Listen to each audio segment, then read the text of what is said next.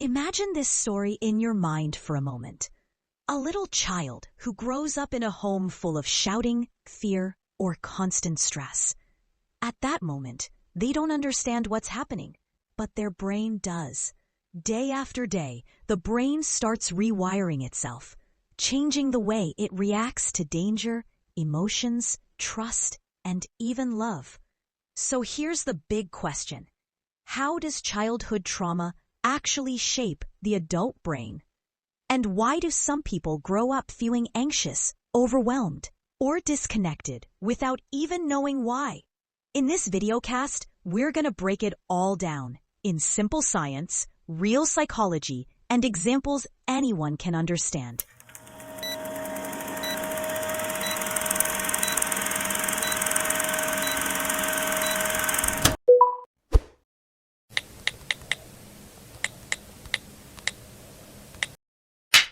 Imagine someone, let's call her Lily, who grew up with, say, constant fighting in the house, or maybe just this profound loneliness or even violence. For a long time, we really only saw these things through a psychological lens, as painful memories that shape who you become. But the sources we've looked at for this deep dive, they tell a much deeper story, a more physical one. They show that these kinds of early chronic experiences aren't just moments that leave bad memories. They're almost like a series of invisible physical hits to a developing brain.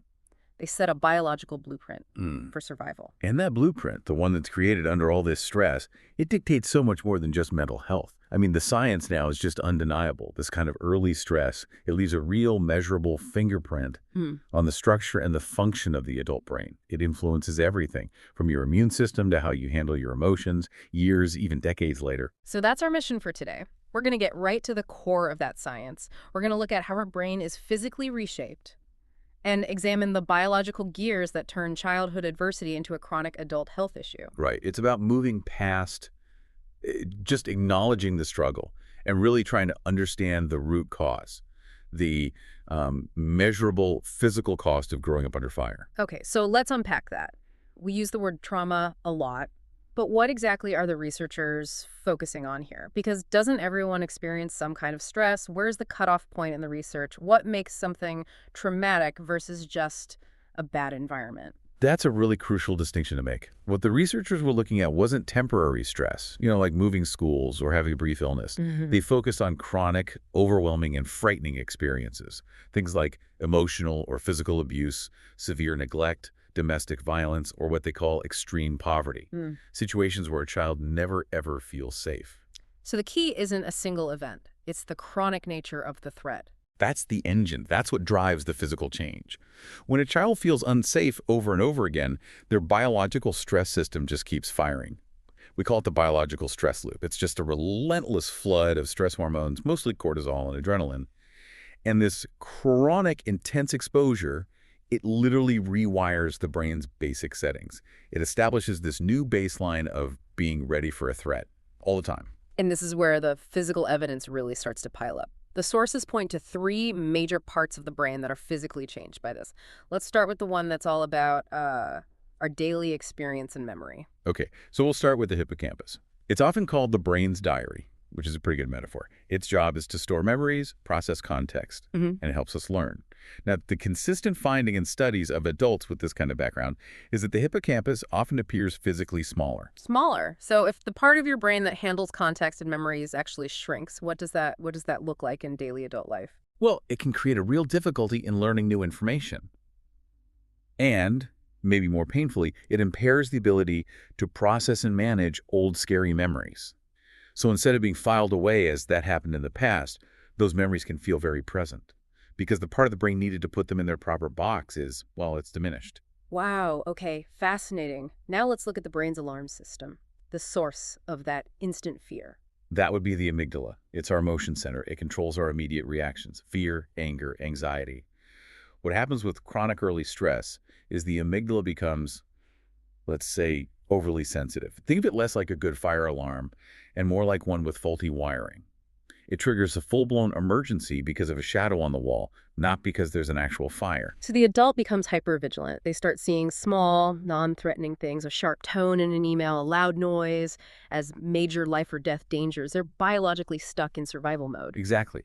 And the part of the brain that's supposed to step in, the adult in the room, is also compromised. Which would be the prefrontal cortex, the PFC, the brain's CEO. The CEO. Right. Its job is high-level stuff: planning, impulse control, emotional regulation.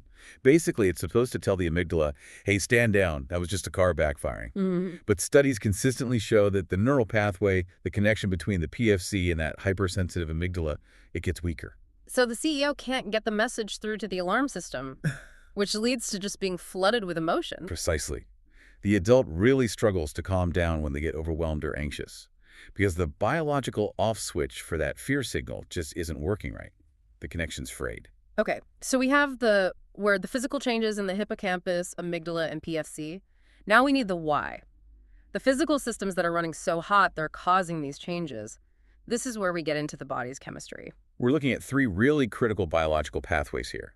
First is the central command for all stress, the HPA axis. That stands for hypothalamic pituitary adrenal axis. That's a mouthful. But basically, it's the body's main fight-or-flight circuit. It is.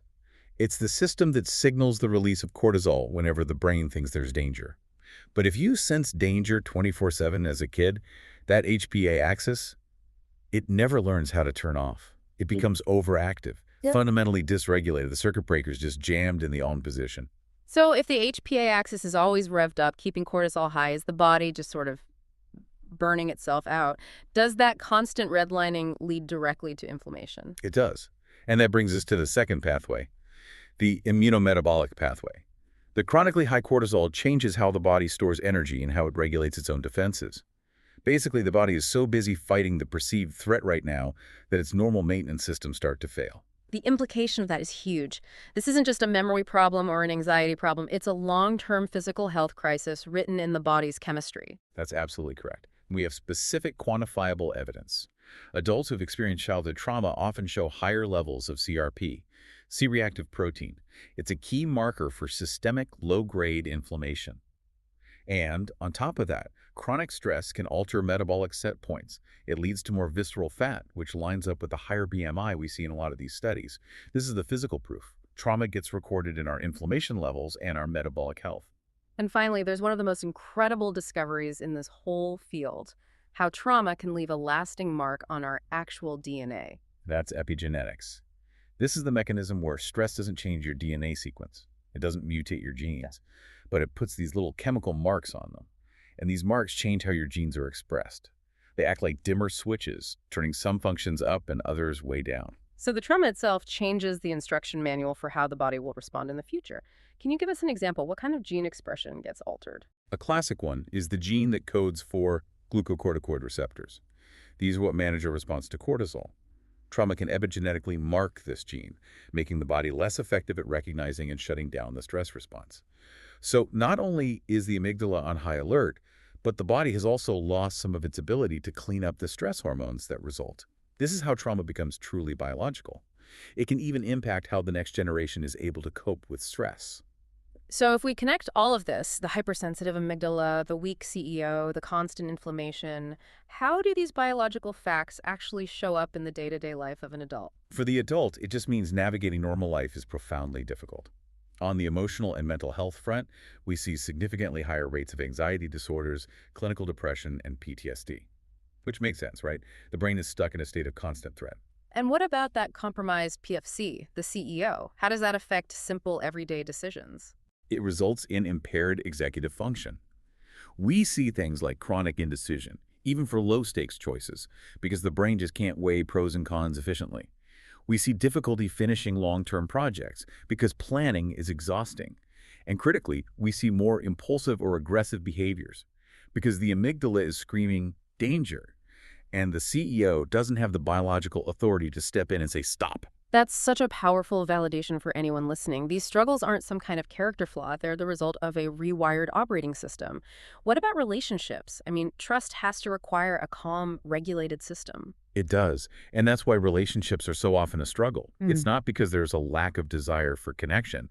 It's because of the impaired emotional regulation and a deep, deep difficulty with trust. It comes from that chronic early insecurity. The amygdala can interpret safety as danger, which can cause sudden withdrawal or escalating conflict or even self-sabotage in what could be a perfectly healthy relationship. And we have to circle back to the physical side of this to move it beyond just mental health. The physical toll is relentless.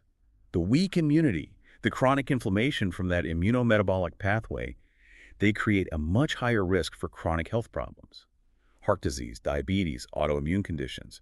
Trauma is written in the chemistry of the body, making a person biologically more vulnerable to long-term illness. That is a heavy weight of evidence. And before we move on, I just want to pause on that for a second.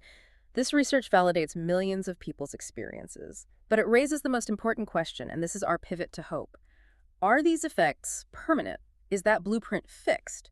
Or can the adult brain actually adapt and recover? The short answer is no. They are not permanent. And this is, I think, the single most encouraging finding in this entire body of research. The brain is not a static organ. It has an extraordinary capacity for what we call neuroplasticity. It can change. It can reorganize its wiring, grow new connections, and even show signs of structural repair. But it needs the right conditions. It needs consistent support. So even that smaller hippocampus, or that weak connection between the amygdala and the PFC, those can be improved. What are the paths forward that the research points to? The sources really outline 3 key pillars for using neuroplasticity to heal. First, and it's often the foundation, is psychological therapy. Effective treatments, things like cognitive behavioral therapy, or trauma-focused ones like EMDR, are essential. They don't erase the memory, but they help the adult reprocess the emotions. They teach healthier stress responses. It's like installing a new regulated operating system in the brain. And the second pillar is about how the environment itself can be the medicine. Exactly. Social support. The brain's #1 need to start healing is safety. A strong, stable, non-judgmental support system. Friends, family, a partner, a community. It is biologically essential. When the environment is consistently safe, the brain gets the message that it can finally leave survival mode. That allows the HPA axis to finally begin to regulate itself. Okay, and lastly, what can a person do for themselves to proactively target those stress hormones? Healthy lifestyle interventions. They're critical because they have a direct impact on brain chemistry and those inflammation markers. Consistent movement, exercise, predictable sleep, intentional nutrition, they all help reduce cortisol. And the sources also specifically pointed out creative activities, things like art, music, or therapeutic writing. They help rebuild the very parts of the brain that were affected by encouraging new neural pathways to form. This whole deep dive really just shows that early adversity, it isn't some abstract pain. It leaves a deep physical fingerprint in our brain structure, its function, its chemistry. It reshapes the hippocampus, it hypersensitizes the amygdala, and it breaks the stress circuit. In understanding that biology, it validates everything. It shows that the struggles that result, the trouble in relationships, the chronic inflammation, the impulsive reactions, they aren't moral failures. They're not personal weaknesses. They are the predictable biological consequences of a completely natural response to an intensely abnormal, unsafe environment. To bring all this complicated science back to a simple image, you can think of the garden analogy from the sources. Trauma is like a devastating storm. It damages the roots and it breaks the branches of a young, growing plant. But the garden has life in it. And with consistent, patient care, the careful pruning of therapy, the watering of social support, the protection of a safe environment, that plant can grow back. The garden might look different than it did before the storm. It might bear the scars of what it survived. But it can still become strong and beautiful and absolutely full of life. So even though trauma leaves a biological record that deeply influences the present, the future is ultimately defined by the brain's incredible capacity for neuroplasticity. We'd encourage you to consider this.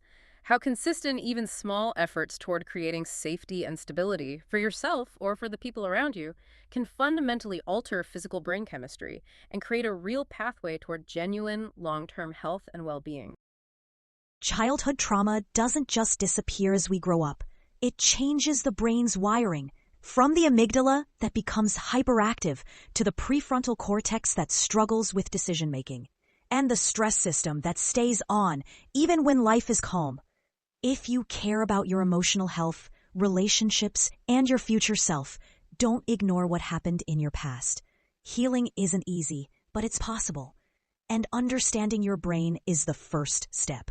I'm really glad you were here with me in this videocast. Before you go, don't forget to hit that subscribe button. We've got a lot more mind-body science coming your way.